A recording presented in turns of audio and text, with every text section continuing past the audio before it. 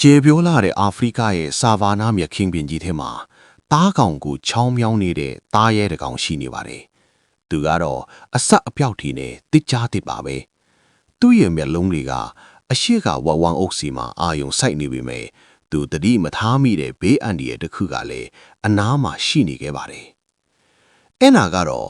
သူ့ရဲ့အတိုက်စီကိုပြန်လာနေတဲ့အစိတ်ပြင်းမွေးဟောင်မဲကြီးတကောင်ပါ။တကြားတဲ့ဟာသူ့ရဲ့သားကောင်ကိုပဲအာယုံဆိုင်နေရင်အခွင့်အရေးကိုစောင့်ဆိုင်နေခဲ့ပါတယ်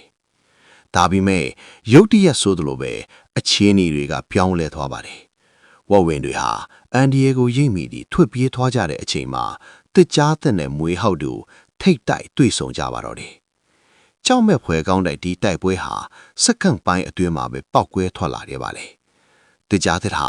သူ့ရဲ့တန်မာလာတဲ့ကြွက်သားတွေကိုအတုံးချပြီးမွေဟောက်ကိုအမိရဖန်စီဖို့ကြိုးစားတယ်ပါလေ။ဒါပေမဲ့မွေဟောက်ဆိုတာလေအစိတ်ပြင်းတဲ့တွားတတော်တကောင်ပါ။မွေဟောက်ရဲ့တစ်ချက်သေးသောကြိုက်ချက်ဟာ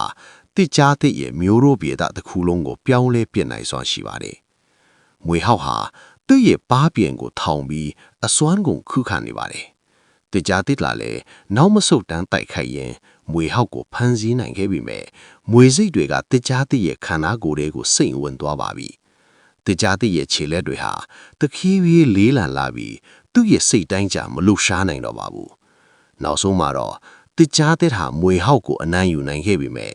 သူ့ရဲ့ခန္ဓာကိုယ်ကတော့မွေစိတ်တန်ကိုအလူးလေခံစားနေရပါတယ်။တောဘီရင်တပါလို့ထဲဝါခဲ့တဲ့တစ်ကြားတဲ့ဟာအခုတော့မြတ်တော်ထဲမှာလဲကြနေပါပြီ